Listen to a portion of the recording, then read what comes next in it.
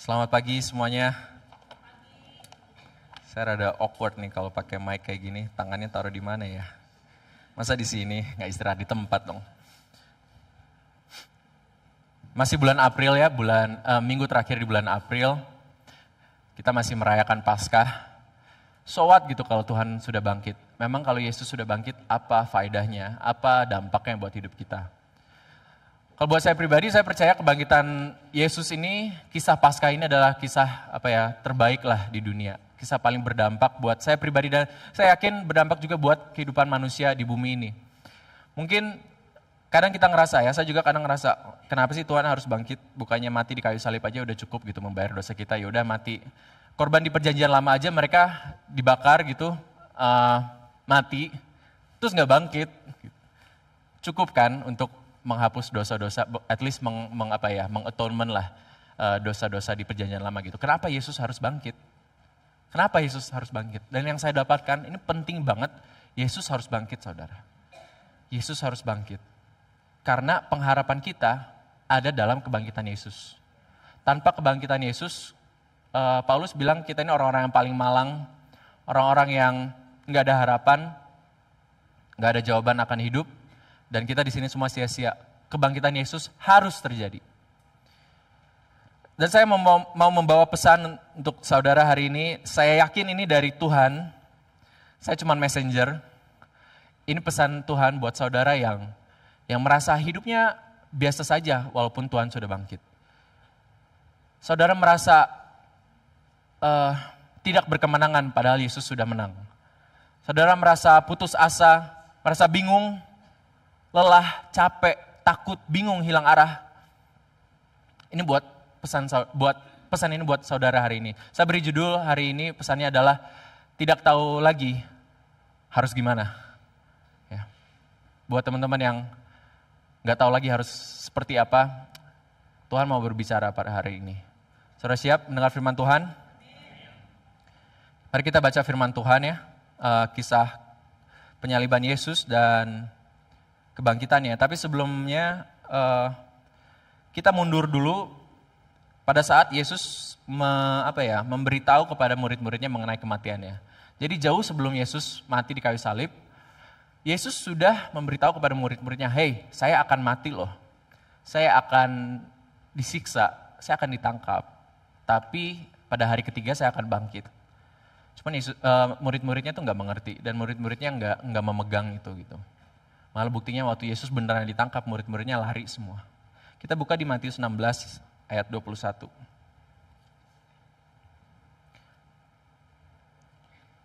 Pemberitahuan pertama tentang penderitaan Yesus dan syarat-syarat mengikut dia, judulnya. Sejak waktu itu, Yesus mulai menyatakan kepada murid-muridnya bahwa ia harus pergi ke Yerusalem dan menanggung banyak penderitaan dari pihak tua-tua, imam-imam kepala, dan ahli-ahli Taurat. Lalu dibunuh dan dibangkitkan pada hari ketiga. Di sini Yesus dengan jelas berkata bahwa ia harus, kata kuncinya. Ia harus mengalami penderitaan, disalibkan, mati, dan pada hari ketiga dia akan bangkit. Kenapa Yesus harus? Bukankah Yesus punya otoritas atas segalanya? Dan bukankah Yesus adalah Tuhan, Allah ya? Kenapa ada sesuatu yang mengharuskan dia gitu? Ayat 22, tetapi Petrus menarik Yesus ke samping. Sini sus katanya. Dan menegur dia. Kurang nyali apa Petrus ini? Katanya, Tuhan, kiranya Allah menjauhkan hal itu. Hal itu sekali-kali takkan menimpa engkau. Di bahasa Inggrisnya, di NIV terjemahannya bilang, never. Gak akan pernah, saya gak setuju, kata Petrus. Di sini, ayat 21, Yesus bilang, saya harus melakukan ini. Yesus melepaskan kendalinya. Ya. Tapi Petrus justru memegang Yesus. Dia mau memegang kendali. Petrus bilang, enggak. Udah sini biar saya yang kendalikan. Itu tidak akan pernah terjadi, Petrus bilang. Ya. Barusan aja, ini kan ayat 20 ya, barusan aja Matius 16 ayat 19, 18, 17 sebelumnya, Yesus tuh menanyakan kepada murid-muridnya, menurut kalian siapa saya? Dan Petrus dengan segala kehebatannya bilang, menurut saya engkau adalah Mesias. Engkau adalah utusan Allah, anak Allah. Petrus sudah mengerti. Jadi by this time, semua murid-muridnya udah tahu bahwa Yesus dapat melakukan segala mujizat, Yesus itu berkuasa, Yesus itu all powerful, dan Yesus adalah Mesias. Tapi saat Yesus mengatakan ini, Petrus dan murid-muridnya tidak mau menerimanya. Karena Petrus memegang pemahaman dia akan apa itu Mesias. Dalam konteksnya, bangsa Yahudi itu sedang menunggu seorang Mesias yang akan datang dan membebaskan bangsa Israel dari penjajahan Romawi. Dari penjajahan apapun. Petrus dan semua orang bangsa Yahudi sedang menunggu mana nih Mesias yang akan datang dan membebaskan Israel menjadi raja seperti Raja Daud dan membuat kerajaan Israel besar lagi seperti dulu. Seperti zaman masa Raja Daud dan Raja Salomo gitu. Jadi Petrus punya pemahaman tersendiri, pemahaman manusia akan apa yang seharusnya Mesias lakukan, akan apa yang seharusnya Mesias itu kelihatannya seperti apa. Harusnya gagah, harusnya pemenang, harusnya nggak mati, harusnya nggak disalibkan. Ya. Jadi Petrus pegang kendali terus. Ini yang menurut saya paling baik. Ayat 23 kita baca. Maka Yesus berpaling dan berkata kepada Petrus, "Enyahlah iblis, engkau suatu batu sandungan bagiku, sebab engkau bukan memikirkan apa yang dipikirkan Allah, melainkan apa yang dipikirkan manusia." Jadi Yesus memanggil Petrus iblis. Siapa di sini yang pernah dibilang setan sama orang tuanya? Sakit hati pasti, ya kan? Loh, saya setan, saya kan anakmu. Gitu. Petrus bilang, kok saya iblis sih? Karena kata-kata Petrus, ya Petrus bilang, enggak, engkau akan hebat, engkau ini enggak akan mati. Kata-kata Petrus itu seperti kata-kata iblis, waktu iblis mencobai Yesus di padang gurun.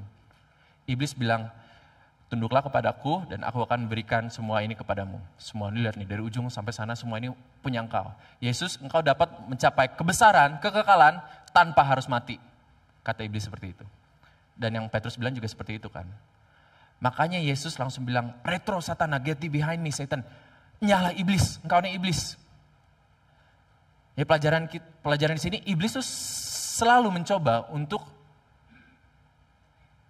kita tuh mengenyampingkan apa pikiran Allah, pemikiran Allah, dan memegang teguh pemikiran manusia.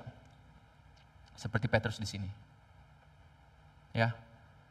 Saudara yang merasa bingung, saudara yang merasa putus asa, saudara yang merasa saya nggak punya kendali atas apa-apa. Saya mau melakukan sesuatu, tapi saya nggak punya kendali. Saya jauh, tangan saya terikat. Gitu. Percayalah Tuhan pegang kendali, saudara. Amin.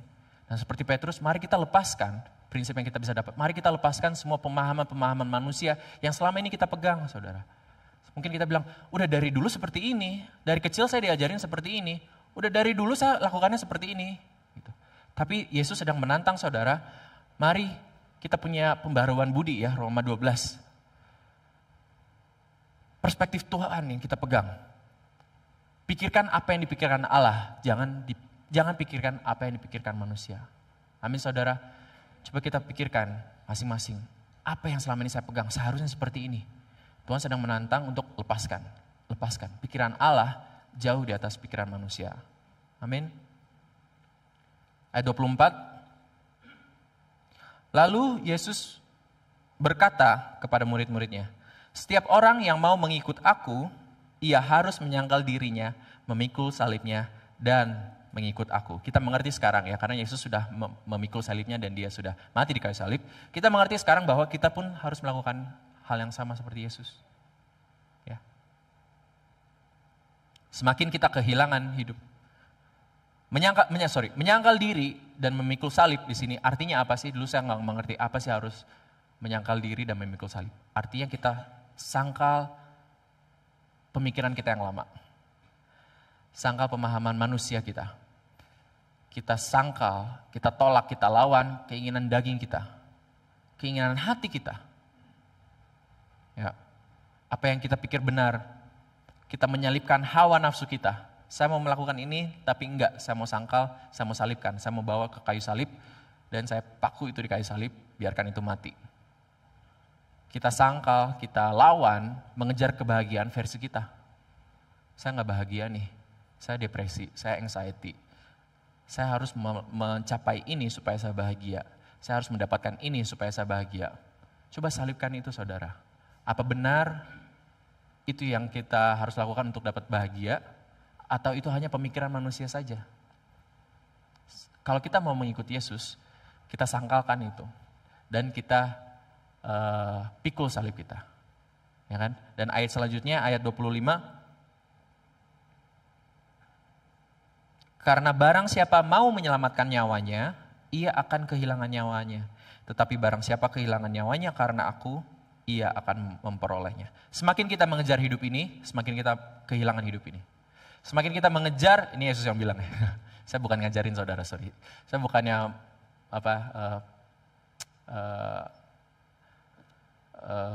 yang paling tahu tentang semua ini, enggak.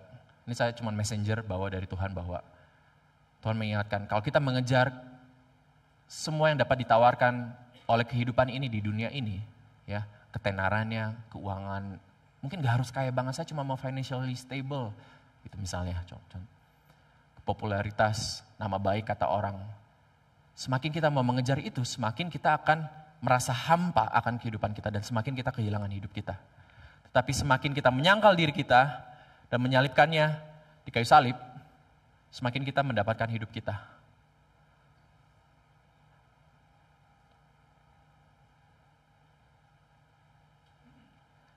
Dan memang dari pengalaman saya pribadi, dan pasti saudara juga pernah mengalami, semakin kita mengikuti apa yang menurut saya paling benar, semakin kita self-destructive nggak sih? Kalau saya sendiri, saya melakukan hal, menurut saya harus lakukannya ini. Menurut saya kalau saya bekerja atau berusaha, bisnis misalnya, atau melakukan hal apa, menurut saya seperti ini, ya harus seperti ini. Tapi semakin saya mengikuti kemauan saya sendiri, semakin tidak berhasil, semakin self-destructive, semakin saya kehilangan apa yang saya inginkan, saya kehilangan kebahagiaan itu gitu. Semakin kita khawatir, stres, dan jauh dari apa yang Tuhan pegang buat kita. Ya. Jadi kata-kata seperti follow your heart, ya kan, di film-film Hollywood misalnya. Do whatever makes you happy. Whatever makes you happy, do it. As long as you're happy, udah nggak apa-apa. As long as you're happy, do it. Tapi kebenaran, Alkitab mengajarkan jangan mengikuti hawa nafsu kita. Jangan mengikuti apa yang selalu kita inginkan. Salibkan.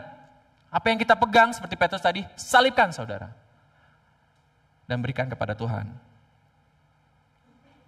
Kita pikir kita tahu apa yang bikin kita bahagia, apa yang bikin kita gak depresi. Tapi Tuhan lebih tahu. Dan ayat 26 terakhir, apa gunanya seorang memperoleh seluruh dunia tetapi kehilangan nyawanya? Dan apakah yang dapat diberikannya sebagai ganti nyawanya? Untuk apa sih kita dapetin semua kebahagiaan di dunia, tapi kita kehilangan kehidupan kita di kekekalan, ya kan? Simple as that. Ya. Berat untuk melakukannya, berat nggak? Berat banget, easier said than done.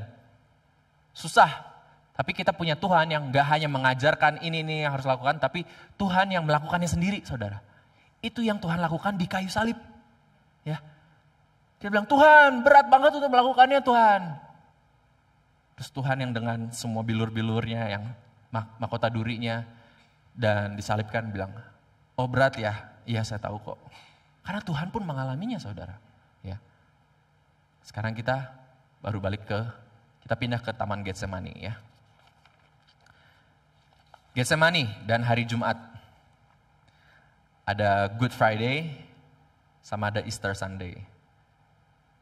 Matius 26 ayat 36 sampai 39. Kita baca dulu. Ya, ini di Taman Getsemani. Kita semua udah tahu ceritanya ya. Minggu lalu kan udah kita merayakan Paskah dan saya nggak harus review semuanya lagi. Tapi kita sekarang ke Taman Getsemani ayat 3, Matius 26 ayat 37.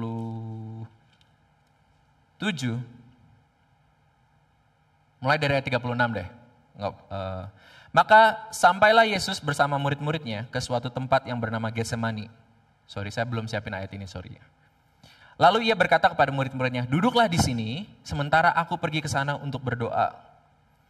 Dan ia membawa Petrus dan kedua anak Zebedeus sertanya, maka mulailah ia merasa sedih dan gentar. Lalu katanya kepada mereka, hatiku sangat sedih, seperti mau mati rasanya. Ini di Alkitab loh. Tulisannya seperti itu, ini saya nggak ngarang. Hatiku sangat sedih, seperti mau mati rasanya.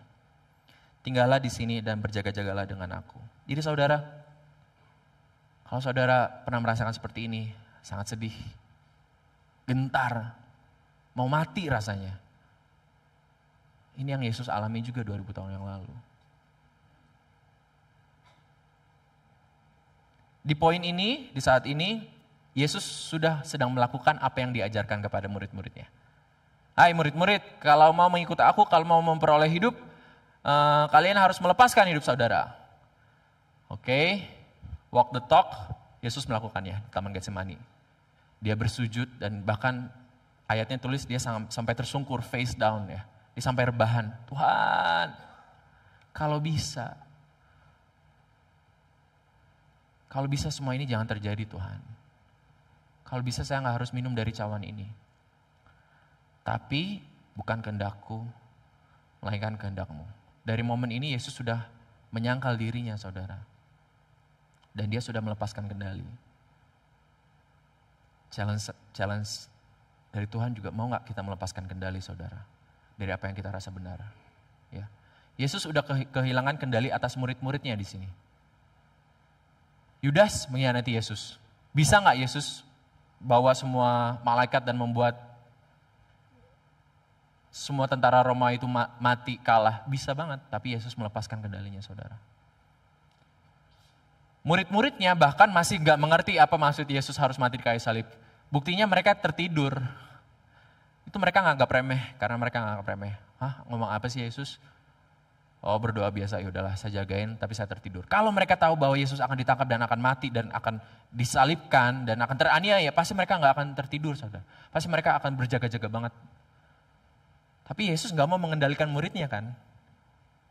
Lalu apalagi kendali yang Yesus pegang?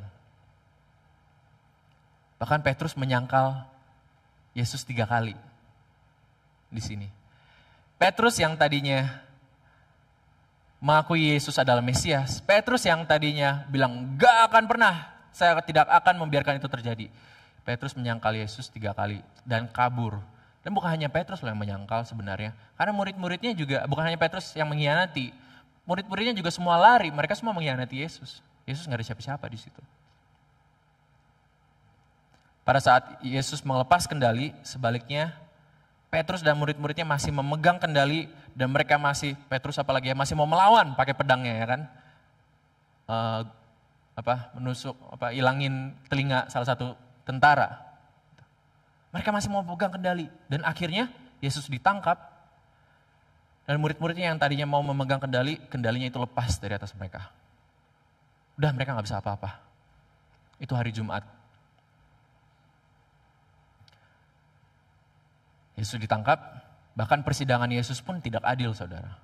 Gak ada harusnya persidangan Yahudi itu malam-malam tuh gak ada. Harusnya pagi-pagi, siang-siang dan terbuka. Ya, sidang terbuka harusnya. Jangan tertutup kayak gini malam-malam dan langsung paginya disalibkan lagi. Ini persidangan yang tidak adil. Tetapi Yesus tidak mau mengendalikan. Yesus melepas kendalinya. Ya, banyak saksi-saksi palsu. Oh iya, dia bilang dia akan menghancurkan bait Allah dalam 3 hari dan dia akan membangkitkannya. Enggak, Yesus gak pernah bilang itu. Mereka misquote Yesus. Yesus bisa aja bilang, gue gak pernah bilang itu bro. Gitu. Tapi enggak, Yesus melepaskan kendalinya saudara. Ya. Sampai akhirnya dia disiksa, dia dicambuk, dia dianiaya, dia diludahi. Dia terpisah dengan Bapa. Itu penyiksaan yang paling besar buat dia. Dia terpisah dengan Bapa. Dan akhirnya dia mati di kayu salib. Semua adalah kendali yang Yesus lepas di kayu salib ini. Kita masuk ke hari Sabtu sekarang. Ya. Hari Sabtu, Saya sebutnya uncertain Saturday. Karena keadaannya hari Sabtu ini sangat-sangat tidak pasti buat murid-murid Yesus. Ya. Di mana sih murid-murid Yesus pada hari Sabtu? Tidak ditulis di Alkitab secara langsung, tapi kita bisa secara logika dan menafsirkan dan juga dengan budaya-budaya orang Yahudi kita bisa lihat bahwa kemungkinan besar dan hampir pasti murid-murid Yesus di sini bersembunyi. Karena mereka takut mengalami hal yang sama seperti Yesus. Mereka lepas kendali. Mereka hilang harapan. Gitu. Mereka bingung. Yesus sudah mati di hari Jumat. Ya kan? Perjuangan mereka selama 3 tahun pelayanan Yesus. Mereka pikir, wah Yesus ini akan melakukan hal ini. Israel akan besar. Israel ini, mereka excited akan hidup. Kalau ditanya ke mereka, kalian excited akan apa hidupnya? Wah, saya excited Yesus nih. Saya punya teman namanya Yesus, dia akan melakukan hal ini semua gitu. Pengharapan mereka semua hancur di sini, saudara. Semua yang mereka pikir benar, semua yang mereka pikir ajaib, hilang. Mungkin kadang mereka mikir, nih Yesus ini hoax bukan ya? Jangan-jangan Yesus ini nggak benar-benar Tuhan. Buktinya dia mati di kayu salib. Itu seperti budak. Karena kayu salib itu hukuman untuk budak di zaman bangsa Romawi ini. Terus, tampaknya udah gak karuan saudara ditulis di Alkitab itu sebenarnya. Jauh lebih parah dari Passion of Christ mungkin.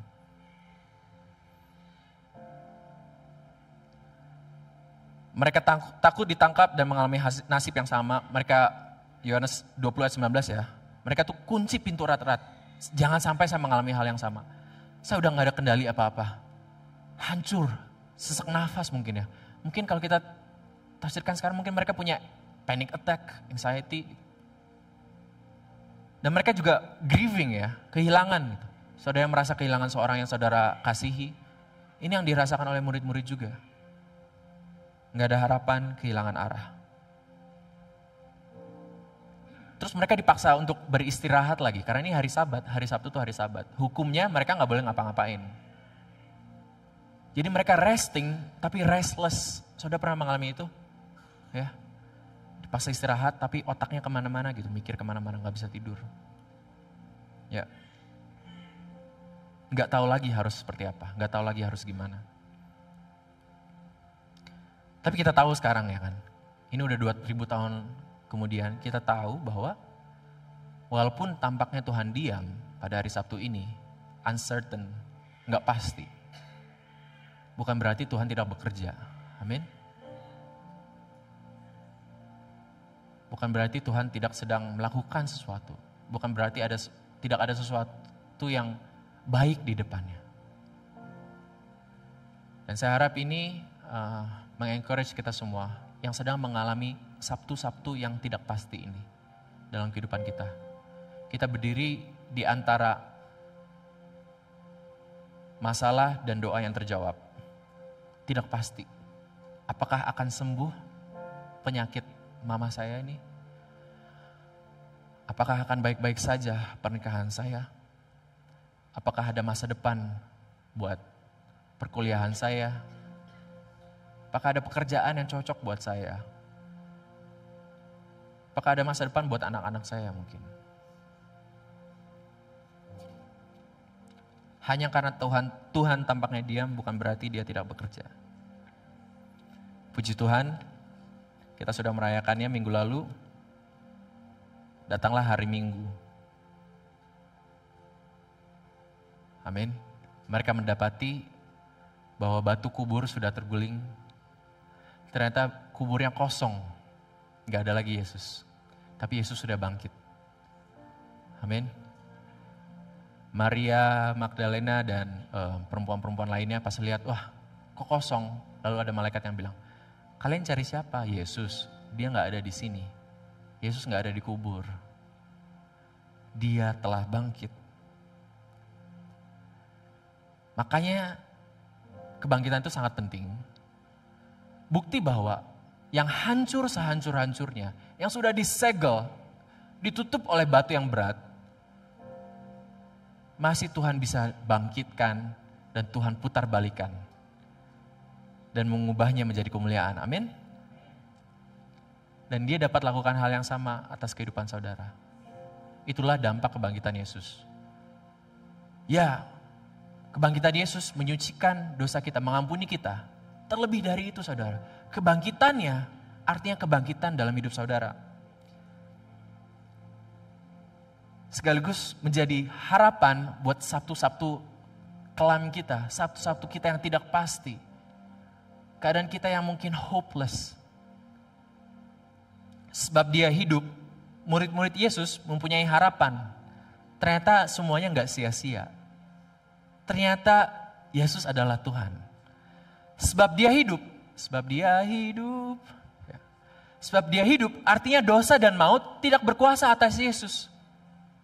Dan dosa dan maut tidak akan memisahkan kita dari kasih Tuhan. Dari kemuliaan kita di kekekalan nanti. Sekaligus tidak punya kuasa atas hidup kita bahkan di dunia ini saudara. Dosa kita semua diampuni, disucikan, dihapuskan. Dan saudara, kita semua diangkat menjadi anaknya. Sebab dia hidup. Sebab dia hidup, kita punya pengharapan akan hal di hidup kita yang tampaknya telah mati. Ada hari esok. Dan kita bisa menjalani hari esok saudara. Ya. Sebab dia hidup. Dia bangkit. Ada kebangkitan. Mari saudara, tadi lagu yang kita nyanyikan, Speak Jesus. Mari kita nyatakan kebangkitan. Akan penyakit kita yang tampaknya gak bisa sembuh. Amin. Tuhan masih menyembuhkan saudara. Mari kita nyatakan kebangkitan atas pernikahan kita yang nampaknya stagnan. Atas anak-anak kita yang kelihatannya gak ada harapan. Atas pekerjaan kita yang kelihatannya gitu-gitu aja. Atas masalah kita yang gak selesai-selesai sudah bertahun-tahun. Atas kutuk generational mungkin.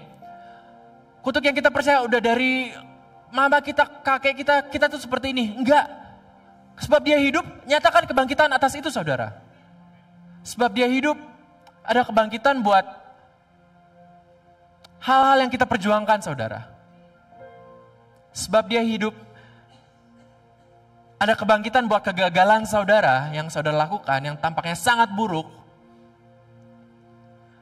Atas kesedihan, atas orang yang hilang dalam hidup saudara. Dan kebangkitan atas hidup saudara. Petrus itu menyangkal Yesus loh. Dia secara tidak langsung berperan akan kematian Yesus, ya kan? Kita semua sebenarnya. Dan hal yang paling buruk yang dapat dilakukan manusia ya di dunia ini, apapun yang saudara lakukan, hal ini yang paling buruk, yaitu menyalibkan dan menyiksa, mengejek, menghina, membunuh Tuhan pencipta alam. Tapi Tuhan putar balikan kesalahan itu, dosa itu, kegagalan itu untuk kemuliaan Dia. Apa yang dapat mengingatkan Tuhan untuk dapat melakukan hal yang sama atas kegagalan hidup saudara? Ada kebangkitan saudara, ada pengharapan. Boleh lihat next slide. Sunday has come. Hari Minggu telah datang buat hidup saudara. Minggu telah datang. Amin. Itu mengapa kebangkitan Yesus sangat penting. Itu mengapa itu berdampak buat saudara. Itu mengapa pengharapan kita dasarnya adalah kebangkitan Yesus. Amin. So nanti musik boleh ke depan.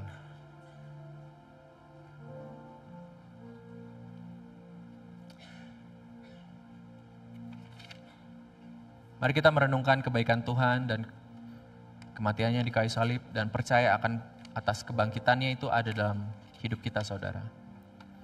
Hari itu murid-murid Yesus mengalami sesuatu yang mungkin saudara alami sekarang ya. Kehilangan kendali, gak bisa apa-apa, bingung.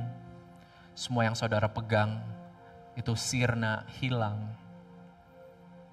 Tapi kebangkitan Yesus membuktikan bahwa walaupun saudara gak tahu lagi harus gimana, Tuhan tidak tahu harus gimana. Tuhan tidak pernah kehilangan kendali akan dunia ini, akan hidup saudara, akan pergumulan saudara, akan apa yang saudara harapkan. Mungkin tidak yang seperti saudara harapkan, tapi itu masih dalam kendali Tuhan. Tuhan yang memegang kendali. Karena Tuhan kita adalah Tuhan yang penuh kemenangan, Tuhan yang menang atas maut dan dosa. Tidak ada yang tidak dapat Tuhan kalahkan. Ya, mungkin Mungkin saudara sekarang sedang berada di Getsemani, bergumul untuk melepaskan kendali. Tuhan, kalau bisa ini gak terjadi Tuhan. Mungkin saudara sedang takut dan gentar dan rasanya mau mati seperti Yesus. Keringatnya sudah menjadi darah. Yuk, berikan kendali itu kepada Tuhan. Biarkan kehendak Tuhan yang terjadi, bukan kehendak saudara. Seperti minggu lalu ya, saya sedang tidak seperti minggu lalu yang Om Denny bagikan. Kita bukannya terserah, tapi kita berserah. Kita tahu apa yang harus kita lakukan dan kita lakukan. Bukan berarti kita diam saja, saudara. Kita cari kehendak Tuhan dan kita ikuti kehendak Tuhan. Kita lepaskan pikiran manusia yang kita pegang. Atau mungkin sekarang saudara sedang ada di hari Sabtu. Bingung, hilang arah, gak punya harapan. Sunday has come, saudara. Minggu telah datang. Matahari telah terbit. Minggu telah datang. Sunday has come. And he is risen. Dia telah bangkit. Kebangkitannya ada dalam hidup saudara.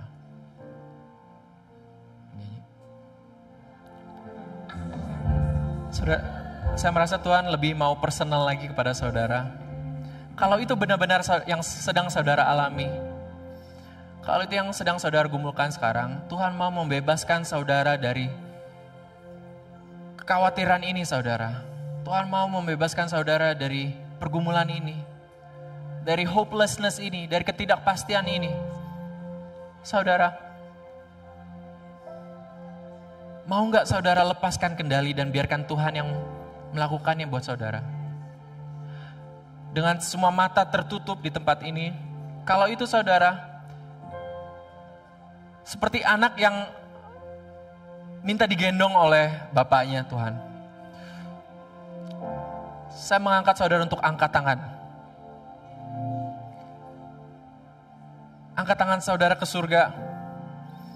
Tinggikan kepada Tuhan. Tuhan, saya butuh Engkau.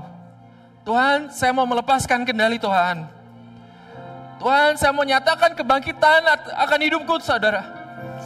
Tuhan, saya percaya kebangkitan-Mu ada dalamku. Saya percaya saya nggak ada, bukan hopeless. Saya percaya ada harapan dalam Kau, dalam kebangkitan Kau. Angkat tangan saudara dan berdoa. Mintalah Tuhan datang. Dan percaya bahwa kuasa itu sudah ada dalam saudara. Rohnya yang membangkitkan Yesus ada dalam saudara. Tapi apakah saudara mau melepaskan apa yang saudara pikirkan? Yang dari dulu yang saudara pegang itu. Tanggalkan di kayu salib saudara. Pikul salibmu, sangkal dirimu. Bawa itu ke kayu salib. Dan biar itu disalibkan bersama Yesus. Saya mau berdoa buat saudara. Tuhan, Kau melihat tangan-tangan yang terangkat, Tuhan. Kau melihat ada orang-orang yang desperate, orang-orang yang putus asa. Kami yang butuh hari Minggu itu datang dengan segera, Tuhan. Kalau bisa ini tidak terjadi buat kami. Kalau bisa ini tidak terjadi buat mereka, Tuhan. Tapi bukan kehendak kami, biarlah kehendak-Mu yang terjadi. Kami serahkan hidup kami kepada Engkau. Engkau yang lebih tahu, rancangan-Mu lebih tinggi. Rencana-Mu lebih mulia, Tuhan. Kisah-Mu lebih besar, Tuhan. Kau sudah ada di sana di kayu salib. Engkau sudah ada di sana di kekekalan. Dan Engkau bersama kami saat kami membawa itu semua ke kayu salib, Tuhan. Kami bersyukur kami mempunyai Tuhan yang menderita seperti kami. Yang mengenal apa rasanya mengerti. Tuhan, berikan angin kesegaran itu, Tuhan, kepada kami di sini yang mengangkat tangan kami. Saudara, ada pengharapan. Jangan putus asa. Sunday has come. Hari Minggu telah datang.